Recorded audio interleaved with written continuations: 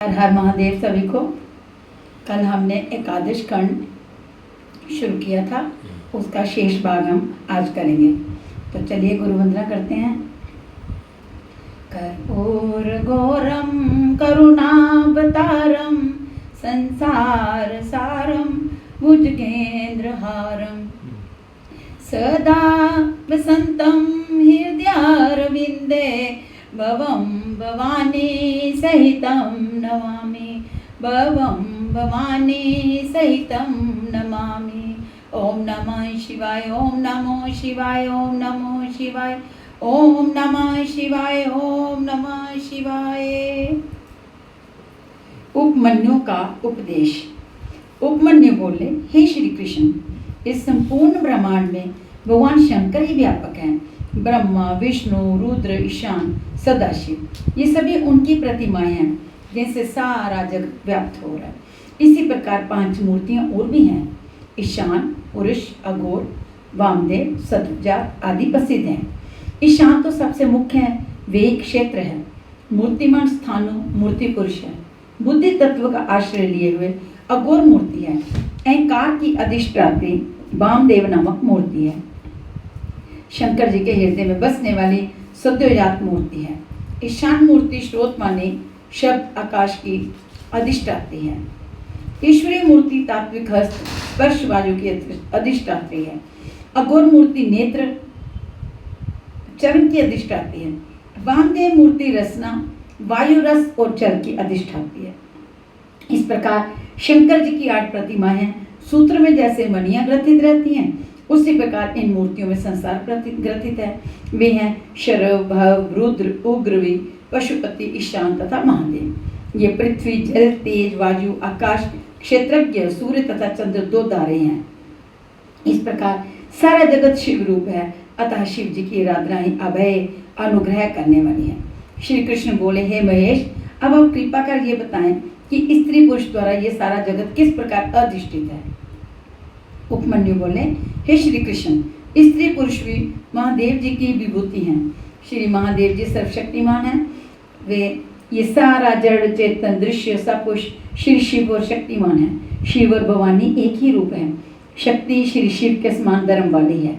यही एक चिद रूपा शक्ति विश्व को विभक्त करती है। सारा जगत ही पार्वती जी की शक्ति से विस्तार को प्राप्त है। उससे शक्तिमान से क्रियात्मक शक्ति होती है। वह क्षोभ से नाद को पैदा करती है, नाद से बिंदु, बिंदु से सदाशिव महेश्वर, महेश्वर से विद्या पैदा करती है। यही वाणी स्थावर जंगम की रचना करने वाली है। सभी पुल्लिंग महेश्वर रूप हैं तथा स्त्रीलिंग सदाशिव शक्ति के रूप में है। उपमन्यु बोले, हे श्री कृष्ण, सभी चराचर जगत जीव मानव पाश में बंधे हुए हैं। इसी कारण जान नहीं सकते सारा जगत ब्रह्मांड का ही रूप है। ऋषि मुनि उनका अभिकल्प प्रभाव पाकर उन्हें अनेकों भावों से वर्णन करते हैं। उन्हें ऊपर ब्रह्मा पर ब्रह्मा परमात्मा कहते हैं। उन्हें अनादि अनंत महादेव जी भी कहते हैं। विद्या अविद्या दोनों ही ब्रह्मा के रूप हैं।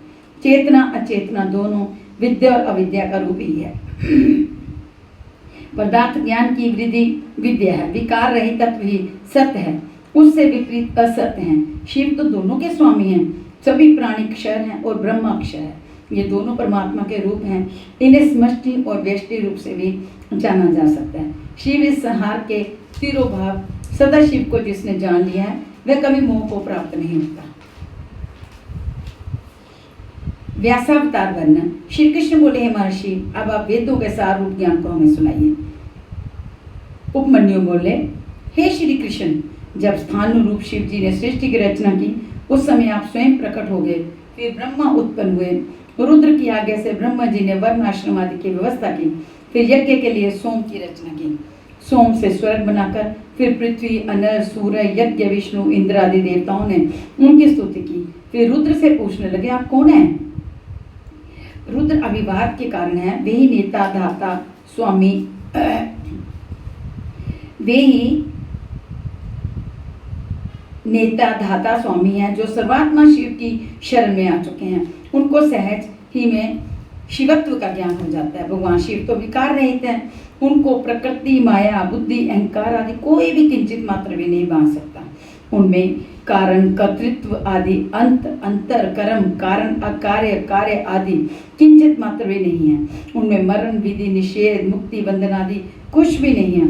अतः इस संपूर्ण जगत में व्यापक रूप में कहा, मैं पुराण पुरुष त्रिकालज्ञ हूँ, मुझसे परे कोई नहीं है, मैं ही निर्मित हूँ। इतना कहकर रुद्रदेव अंतर्धान हो गए। फिर देवताओं की प्रार्थना पर शंकर जी ने अष्टभुजी 4 मुख वाला स्वरूप दिखाया। वे सूर्य मंडल में विराजमान थे। सभी ने उन्हें अर्घ्य आदि प्रदान किए। तब शंकर जी ने पार्वती जी को तिरोहित शास्त्रों को प्रकट करने के विषय में पूछा।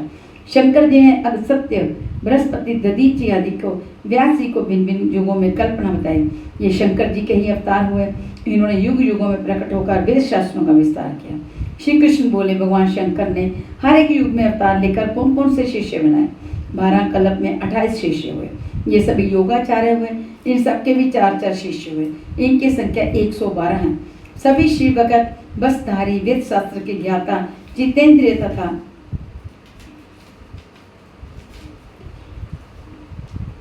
ये सभी योगाचार्य, इन सबके भी 4 शिष्य हुए। इनकी संख्या 112 है। सभी शिव भगत, बसंधारी, वेद शास्त्र के ज्ञाता, जितेंद्रिय तथा शिव जी का ध्यान करने वाले हैं। इन्हें अपना गुरु समझकर शिव पूजन करने वाले मनुष्य शिवलोक में जाते हैं। शिवोपासना निरूपण। पार्वती बोली, हे नाथ, आप थोड़ी भक्ति और थोड़ी श्रद्धा पर किस प्रकार प्रसन्न हो जाते हैं? शंकर जी बोले, हे देवी, मैं जब कर्म से इतना प्रसन्न नहीं होता हूँ जितना कि श्रद्धा भक्ति से प्रसन्न होता हूँ। मुझे वश में करने के लिए श्रद्धा से ध्यान करना चाहिए। मनुष्य के लिए केवल मेरा ही पूजन तप है और मेरे लिए शरीर पोषण तप है। ज्ञानी पुरुष एकाग्र चित्त से मेरे पूजन भक्ति द्वारा मुझे प्राप्त हो जाता है। जो भावना के साथ भजन ध्यान करते हैं, यदि वे फल की इच्छा भी करें तो भी वे मेरे प्रिय भक्त हैं। अतः भावना सहित भजन करना श्रेष्ठ तप है। पंचाक्षर मंत्र की महिमा। श्री कृष्ण बोले, हे मुने, आप पंचाक्षर मंत्र की महिमा का वर्णन कीजिए। उपमन्यु बोले, वेदों में तथा दिव्य शास्त्र में ओंकार सहित क्षर मंत्र की महिमा आई है। यही मंत्र भक्तों को सभी मनोकामनाओं को पूर्ण करने वाला है। वेदों का सार रूप होने के कारण इसमें थोड़े अक्षरों में भी अर्थ सिद्धि बहुत है। सभी विद्वाओं का बीज तथा सबसे मुख्य यही एक मंत्र है। यह बहुत सूक्ष्म तथा बड़ी महिमा वाला है। तीनों गुणों से परे सर्वज्ञ समर्थ ब्रह्मा से एकाक्षर ओम में स्थित है। ईशान आदि ब्रह्मांड इसी मंत्र में अव्यक्त रूप से निवास करते हैं। तभी तो सदाशिव इस मंत्र द्वारा संसार से मुक्त कराने वाले हैं। जो कोई भी मनुष्य इस मंत्र पर विश्वास नहीं करता है वह नरक में निवास करता है। इसमें 7 करोड़ मंत्र हैं। जो कोई इस मंत्र का जप करते हुए शिवलिंग की पूजा करते हैं वे शिवलोक को प्राप्त करते हैं। कालीनाशक मंत्र। पार्वती जी बोली, हे देवादिदेव, कलयुग में आपके भक्तों की मुक्ति किस प्रकार से होगी? क्योंकि तब तो सभी धर्म कर्म नष्ट हो जाते हैं। भगवान शंकर बोले, हे देवी, कलयुग में केवल मेरे इस पंचाक्षर मंत्र से मुक्ति मिल जाती है। शरीर मन वाणी द्वारा नित्य पापी कृतज्ञ पुरुष भी केवल मेरे पंचाक्षर मंत्र से शीघ्र ही भव सागर से पार उतर जाते हैं। जो पुरुष पंचाक्षर मंत्र को छोड़कर किसी अन्य मंत्र से मेरी पूजा करते हैं वे नरक में जाते हैं। कलयुग में केवल मेरी पंचाक्षर मंत्र से पूजा करने पर ही मुक्ति मिल जाती है।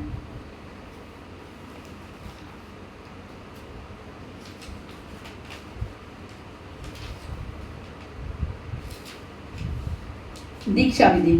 श्री कृष्ण भगवान बोले, हे महर्षि, अब आप हमें उत्तम शिव संस्कारों को सविस्तार सुनाइए।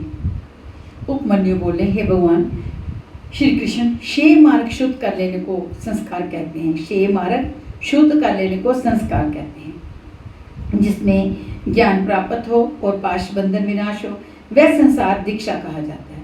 ये दीक्षा 3 प्रकार की है, संभावित शक्ति एवं मात्रे। संभावित दीक्षा गुरुदर्शन, स्पर्श भाषण आदि से पाप विमोचन कही गई है। ये दीक्षा तीव्र वेद से 2 प्रकार की होती है।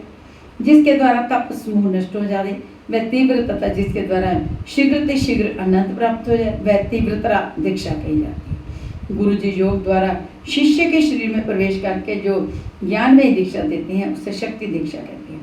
कुंड मंडल के साथ साथ जो क्रिया वाली दीक्षा दी जाए वह मैत्री दीक्षा होती है। गुरुदेव को चाहिए कि वे शिष्य की भली प्रकार परीक्षा करके ही मंत्र दीक्षा प्रदान करें। ज्ञान तथा क्रिया द्वारा शिष्य का शोधन करें। शिष्य गुरु की संगत में रहे और उन्हें शिव जी का ही स्वरूप समझे। नित्य नैमित्तिक कर्म। श्री कृष्ण बोले, हे महर्षि, अब मैं शिव शास्त्र के अनुसार कर्ता पुरुष के नित्य नैमित्तिक कर्म सुनना चाहता हूँ। अब आप कृपा करके यहाँ निरूपण करें।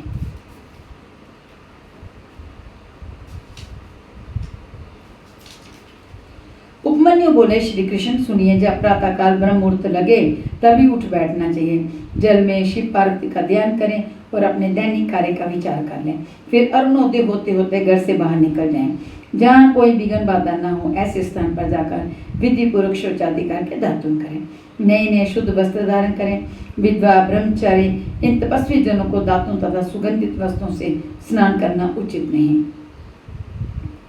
फिर जल के मध्य में 3 वनों की परिक्रमा करके यथाशक्ति शिव मंत्र जपें। फिर घुटनों से पृथ्वी पर प्रणाम करके अर्घ्य पात्र से शंकर जी को अर्घ्य दें। कीमा मूल विद्या द्वारा कुश मिले, जल से अर्घ्य दें। उसके बाद पहली विधि से मंत्र धारण करें। मस्तक पर दोनों भुजा धारें, त्रिपुंड लगाएं। इस प्रकार स्याग्य भी मस्तक, कान और हथेली में धार लें। फिर ब्राह्मणों को सफेद, लाल, पीत रंगीन नूतन वस्त्र धारण करावें। इस प्रकार सभी कार्य पूजन स्थान पर जाकर पूर्व कीमा उत्तर मुख बैठकर शिव जी का ध्यान करें। श्वेत आदि से आराम करके कुकुल नामक शिष्य तक फिर गुरु को प्रणाम करें। भगवान शिव को प्रणाम करके नमस्तक पढ़ें। पूजन न्यास निरूपण। उपमन्यु बोले, हे श्री कृष्ण, न्यास उत्पत्ति, स्थिति, लय के अनुसार 3 प्रकार का होता है। स्थापित न्यास गृहस्थियों के लिए है, उत्पत्ति न्यास ब्रह्मचारियों के लिए है, लय न्यास सन्यासियों के लिए है, वनवासी तथा विधवाओं के लिए भी न्यास विधि है। अगस्त से लेकर कनिष्ठ तक स्थित न्यास है। दक्षिण अंगुष्ठ से वाम अंगुष्ठ तक उत्पत्ति न्यास है। लव न्यास तो वाम अंगुष्ठ से शिव अंगुष्ठ तक है। इस प्रकार बिंदु के साथ साथ नरकादिक ब्राह्मणों का क्रमशः न्यास करना उचित है। कल एवं अनामिकाएं शिव का न्यास करें। 10 ऋषियों में अस्त्र मंत्रों द्वारा अस्त्र न्यास होना चाहिए। 5 भूतों के स्वामियों के साथ साथ निवृत्ति आदि 5 कलाओं के कंठ को हृदय कंठ, तासु ब्रिकटियों के मध्य प्रारंभ, मंदरी दूध शरीर में कलाओं का स्पर्श करें। उसे अमृत द्वारा विलक करके शरीर को उच्च स्थान पर स्थित कर दें। फिर भौतिक शरीर को भस्मी द्वारा अपने अमृत स्नान करावें। उसी शरीर द्वारा ब्रह्मरंध्र से निःसृत तेज को शिव तेज मान लो। उसी को लय पदम में ध्यान करें। फिर शिव कथित मार्ग द्वारा अंगादि न्यास करके और चरण भावी से वर्ण न्यास होना चाहिए। उत्तम ध्यानी ज्ञानी पुरुष संसार सागर में तैरता है। ध्यान ज्ञान द्वारा आनंद मोक्ष मिलता है। सांगोपांग पूजन विधि। उपमन्यु बोले, हे श्री कृष्ण, शिव पूजन तो परम फलदायक है। बड़े बड़े पापी, ब्रह्म हत्यारे, चोर, गुरु पत्नी को कुदृष्टि से देखने वाले, व्याभिचारी पुरुष भी यदि मंत्रों के बिना ही शिव पूजन करें तो भी उनके सभी पाप तुरंत क्षीण हो जाते हैं। इस कारण पतित पुरुषों को तो अवश्य ही शिव पूजन करना चाहिए। बंधन में पड़े मनुष्य के बंधन मुक्त हो जाते हैं। पूजन अर्चना करने वालों का भी जीवन सफल है। अतः शिव पूजन भक्ति प्रत्येक मनुष्य के लिए आवश्यक है। इसके समान तो कोई धर्म ही नहीं। पूजन करने के अनंतर पारिवारिक पुरुषों को तथा अन्य जीवों को भी प्रसाद बांटना चाहिए। आवरण पूजा का विधान। उपमन्यु बोले, हे श्री कृष्ण, ये सदाशिव के दर्पण में दाईं ओर गणेश जी और बाईं ओर स्वामी कार्तिकेय की मूर्ति स्थापित करके पूजा करें। फिर शक्ति की पूजा करें। उसके बाद अग्निकुंड से आराम करके 8 प्रतिमाओं की पूजा करें। उसके बाद नंदी की दक्षिण में और महाकाल की उत्तर में पूजा करें। चौथे आवरण में ब्रह्मा जी की पूजा करें। उसके बाद पश्चिम में आवरण के साथ रुद्र की पूजा करें। तृतीय आवरण में 8 ग्रहों की पूजा करें। उसके बाद श्री शंकर पार्वती जी का भोग लगाने के लिए अनेक मिष्ठान पदार्थ बनाएं। उसके बाद भोग लगाकर गुरु की पूजा कर परिक्रमा करके आरती तथा प्रणाम करें। फिर पूजन की सभी सामग्री विधि पूर्वक गुरुदेव को अर्पित करें और इससे सभी मनोकामनाएं अवश्य पूर्ण हो जाती हैं। लिंग स्थापन द्वारा फल प्राप्ति। उपमन्यु बोले, हे कृष्ण, महादेव पार्वती को श्वेत चंदन के जल से स्नान कराकर श्वेत पुष्प चढ़ाएं। समर्थ्य अनुसार स्वर्ण रत्नों में शिवलिंग मूर्ति बनाकर सुंदर पटलासन पर स्थापित करें। वे बेल पत्रों से पूजा करें। दीप, धूप, कपूर, नैवेद्य से पूजन करके आरती उतारकर परिक्रमा करें। 5 प्रकार की ग्रंथ से नित्य प्रति पूजा करने वाला मनुष्य शिव धाम में निवास करता है। सारा विश्व ब्रह्मांड एक ही शिव में समाया हुआ है। अतः लिंग स्थापन से जब प्रतिष्ठित हो जाते हैं, श्री कृष्ण जी सत्व रज तम इन तीनों गुणों को उत्पन्न करने का कारण लिंग है। ये अनादि है, अनंत है। संपूर्ण संसार इसी के द्वारा उत्पन्न होता है। एक समय प्रलय होने पर जब भगवान शेषशय्या पर सो गए तो उनकी नाभि से ब्रह्मा जी पैदा हुए। उन्हें देखकर विष्णु जी बोले कि तू कौन है। इसी बात पर आपस में वाद विवाद बढ़ गया। तब वे दोनों आपस में अपने आप को एक दूसरे से बड़ा समझने लगे। उनके अभिमान को नष्ट करने के लिए वहाँ सहस्त्रों अग्नि ज्वालाओं से प्रकाशित एक दिव्य लिंग प्रकट हुआ। उस लिंग को देखकर वे दोनों ही आश्चर्य करने लगे। वे दोनों ऊपर नीचे घूमने लगे, किंतु 1000 वर्ष में भी उस लिंग के आदि अंत का पता न चला। तब अंत में दोनों ने उस लिंग की आत्मा समझकर प्रणाम किया और आपस में शांत हो गए। ब्रह्म विष्णु को मोहित होना, ब्रह्म विष्णु दोनों ही उस लिंग को देखकर मोहित हो पड़ गए। उन्होंने लिंग को प्रणाम करके स्तुति की। उस स्तुति से महादेव जी प्रसन्न होकर बोले, हे ब्रह्मा जी तथा विष्णु जी, तुम दोनों मेरी माया से मोहित हुए हो, तभी तो तुम दोनों आपस में अपने आप को भगवान समझ रहे हो। अज्ञान से तुम्हारी दृष्टि नष्ट होगी। मैं लिंग रूप से तुम्हारे अभिमान को नष्ट करने के लिए प्रकट हुआ। ये मेरी लीला है। अब तुम दोनों अपने अपने कार्य करो। वह सुनकर दोनों ने प्रणाम किया और लिंग अंतर्धान हो गया। लिंग प्रतिष्ठा विधान। उपमन्यु बोले, श्री कृष्ण जी, अब मैं आपको लिंग प्रतिष्ठा के विषय में बतलाऊंगा। शुक्ल पक्ष में किसी भी दिन अपने अनुकूल लिंग निर्माण कर लेना चाहिए। सबसे पहले गणेश जी का पूजन करें, फिर शुद्ध होकर के उस समय स्नानार्थ लिंग को स्थान पर ले गया। 5 स्थानों को मृतिका जल द्वारा तथा 5 गव्य द्वारा पिंडों के साथ लिंग को स्नान कराएं। फिर वेदों के साथ पूजन करके जलाशय में ले जाकर पिंडों के हाथ लिंग का अधिवासन करें। उसके बाद लिंग को वस्त्रों से आच्छादित करके चौकी पर रखकर शयन कराएं। वहीं पर वेद शास्त्रों का पाठ करें। जय जय का नाद करता हुआ पंचकला का न्यास करें। फिर देवी जी के साथ त्रिनेत्र भगवान की पूजा करें। इस प्रकार विधि पूर्वक प्रतिष्ठा करें तथा फिर इसी क्रम से नित्य पूजा करनी चाहिए। योग निरूपण। अब मैं अत्यंत दुर्लभ योग के बारे में बताऊंगा, जिसके द्वारा सभी विषयों से निर्वृत्त होकर अंतःकरण की शुद्धि होती है। शीर स्थित वायु को प्राण कहते हैं। उसकी गति के अवरोध को प्राणायाम कहते हैं। यही प्राणायाम सभी दोषों को कुछ करता है। शीर की भी रक्षा करता है। जहाँ प्राण वायु पर जय होती है तब इसके लक्ष्मण दिखाई देते हैं। प्राणायाम से सभी रोगों का नाश होता है। इसलिए सदाशिव का ध्यान करना ही परम उत्तम है। इससे शिव साजुज्य प्राप्त होता है। मुनि लोगों का नैमिषारण्य से गमन। श्री सूत जी बोले, हे मुनियों, इस प्रकार उपमन्यु ने श्री कृष्ण जी को ज्ञान योग समझाया और उसी ज्ञान योग को वायुदेव ने ऋषियों को समझाया। तब ऋषियों ने प्रसन्न होकर वायुदेव को बार बार प्रणाम किया। उसके बाद प्रातः सब नैमिषारण्य निवासी मुनियों ने प्रसिद्ध सरस्वती नदी में स्नान किया और संध्या पितृ तर्पण करके ब्रह्मा जी के पूर्वोक्त कथन को स्मरण करके वहां से काशीधाम को चल दिए। वहीं पहुंचकर उन्होंने भागीरथी पवित्र गंगा जी का दर्शन किया तथा विश्वनाथ जी का दर्शन पूजन किया, जिससे उनको आनंद की प्राप्ति हुई। तब उन्होंने वहां एक तेज प्रकाश देखा, जिनमें असंख्य पाशु व्रतधारी मुनि थे और वे देखते देखते जल में विलीन हो गए। इस प्रकार तेज देखकर सभी ऋषि चर्य करने लगे और वहां से जल्दी ही ब्रह्मा जी के दर्शन करने के लिए ब्रह्मलोक में गए। तब ब्रह्मा जी ने उन्हें स्मेरु पर्वत पर सनत कुमार जी को ज्ञान का उपदेश देने के लिए भेज दिया। मुनियों का मोक्ष। सूत जी बोले, हे मुनियों, ब्रह्मा जी का वचन सुनकर सभी ऋषि स्मेरु पर्वत पर सनत कुमार जी के पास पहुंच गए। उस पर्वत पर एक सुंदर सरोवर के किनारे सनत पर मृगशाला बिछाकर अखंड समाधि में लीन होकर तपस्या में संलग्न थे। मुनियों ने वहां जाकर दर्शन किए और प्रणाम करके वहीं बैठ गए। तब नेत्र खोलकर सनत कुमार जी ने ऋषियों को देखकर उनके आने का कारण पूछा। तब मुनियों ने अपना वृतांत कह सुनाया। उस समय भगवान शंकर के प्रिय गण नंदीश्वर भी अनेकों गणों के साथ विमान पर चढ़कर वहां आ गए। उनका दर्शन करके सभी तपस्वी ऋषि योगी गणों के साथ सनत कुमार जी ने प्रणाम किया। तब नंदीश्वर ने अपनी कृपा दृष्टि से सभी नैमिषारण्य मुनियों को देखकर मुक्ति दिलाई तथा शिव जी के दिव्य ज्ञान का उपदेश दिया।